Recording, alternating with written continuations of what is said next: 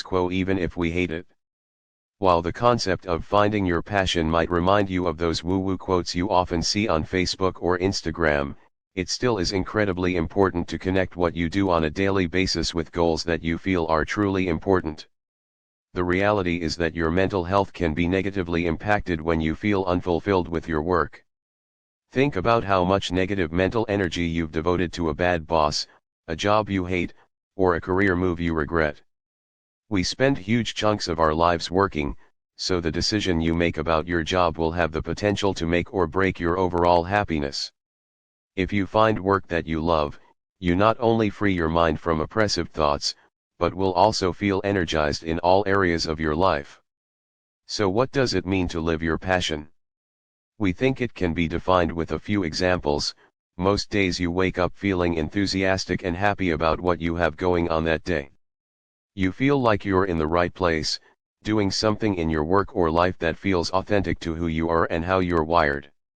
You attract interesting, like-minded people in your life and work. You have a sense of self-confidence and empowerment about what you're doing because it's a great fit for you. You experience a deeper purpose or meaning, or at least you are more fulfilled in general.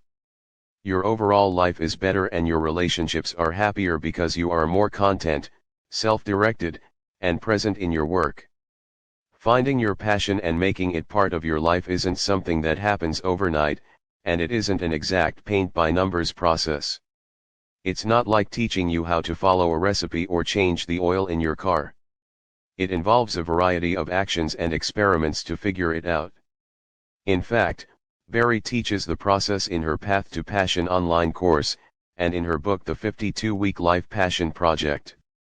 Everyone who reads this book is unique. We all have different personalities, aptitudes, dreams, and life obligations. What you determine to be your passion may differ from what others find for themselves. So that's why we recommend a 14-step exercise you can use to find your passion. Step 1. Write a vision. Using your values and priorities as guides, write down what you want in every area of your life, especially in your work. You may not know precisely what to include, but a good starting point is to describe what you don't want. For example, when Barry wrote her life vision 5 years ago, it looked like this: I live in an interesting, progressive, vibrant city where I can enjoy nature, the arts, culture, great food, and like-minded people.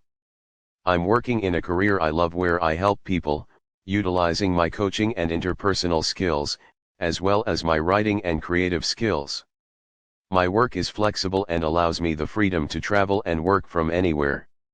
My income continues to increase, but I do not allow my career to create imbalance in my life.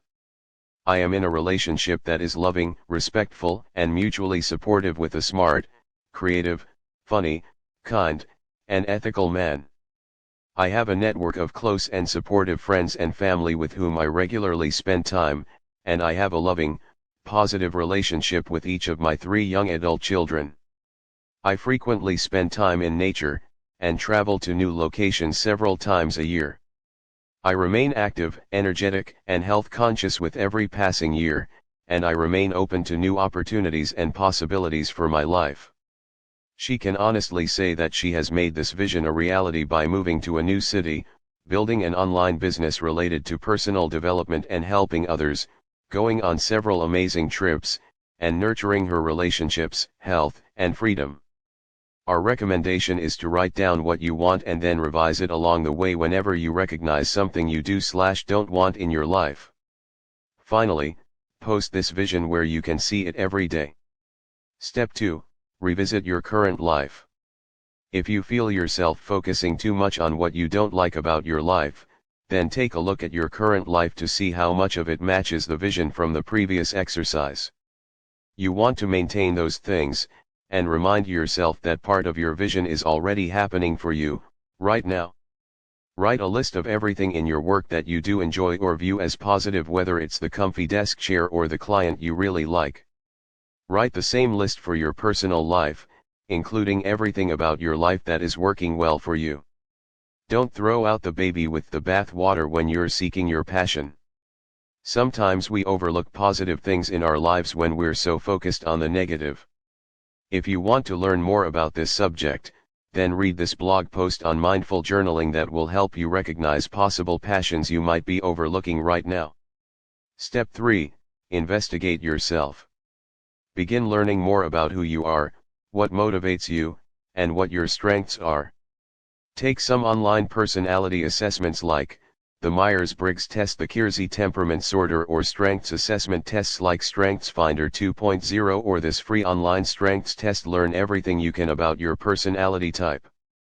You'll find that this information about you gives you a sense of self-awareness that is both comforting and enlightening. Step 4. Start reading. Set aside 10 minutes a day to read everything you can about your interests or ideas for potential passions. Look at how other people have translated these interests and ideas into careers. Make notes about anything that seems interesting or relevant to you. You should also consider taking an online course to gain more in-depth knowledge and understanding of what you're investigating as a possible passion. Step 5. Narrow your search. As you begin reading and researching, you may find one or more career options that jump out at you. Deepen your research on those topics to find out exactly what kind of training or education is needed, who is already successful in this area, what kind of salary you could make, and how long it would take to become proficient in this area. Start filling in the blanks of all of the details necessary to make this possible passion a reality for you and the structure of your life. Step 6. Find a mentor.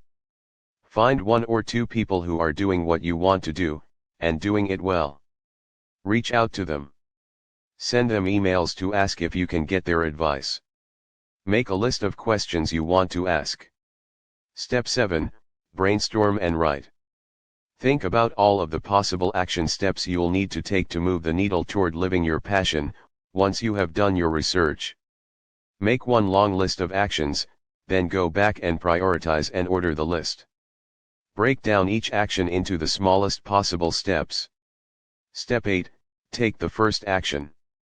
Do one concrete thing to get the ball rolling toward your passion. Maybe it's getting your resume in order, signing up for a training class, or making a call to someone. You may not feel 100% sure that this first step is the right step, but you have to take it to find out. So set a date and take it. If you get stuck, refer back to the previous strategy on setting SMART quarterly goals. We recommend turning your pursuit of a meaningful career into a project where you take action on a daily basis. Step 9. Decide on a test drive. One of the best ways to figure out if a passion really is a passion is to test it out. Rather than making a full-on commitment to a new job or starting a business, find a way to get hands-on experience through volunteering, a part-time job, or even shadowing someone for a few days. This test drive gives you real-world feedback to help you decide if you've truly found what you love. Step 10. Consider other people. Remember to keep those close to you involved and in the loop. You will likely meet some resistance. Think ahead about this possibility and how you will handle it. What is the bottom line for you? For them. Keep the lines of communication open. Step 11. Save money. Begin putting money aside in a savings account. You may need this as you make your transition to something new. It might be used for additional education or training, to get a business started, or to sustain you financially while you get a business up and running. Start thinking about ways you can bring in extra cash in a pinch. Even if you transition from one full-time job to another, it's always good to have a backup plan. Step 12. Plan your income. Determine your lowest acceptable yearly income. To do this, you will need to know how you spend your money, where you can, and are willing to, cut back, and how long you are willing to live at this income level. You don't want to go into debt, so this needs to be a realistic number that can sustain a basic lifestyle. One tool that's great for monitoring your spending and staying on top of your finances is the Mint app. Here, you can enter your billing information, current debt, and bank accounts to get a complete picture of your financial situation. Then you can use Mint to fully understand how much money you need on a monthly basis. Step 13. Deal with your current job. Be sure to include as part of your action steps how you will move from your current job into your new one. Will you continue working at your old job as you start your new work? How and when will you discuss this with your employer? Be sure to leave on a good note and handle things professionally so you can maintain those ties. Step 14, stay motivated with action. When moving from something safe and secure to the unknown, it's natural to feel a lot of fear. Thinking, planning, fretting, and pontificating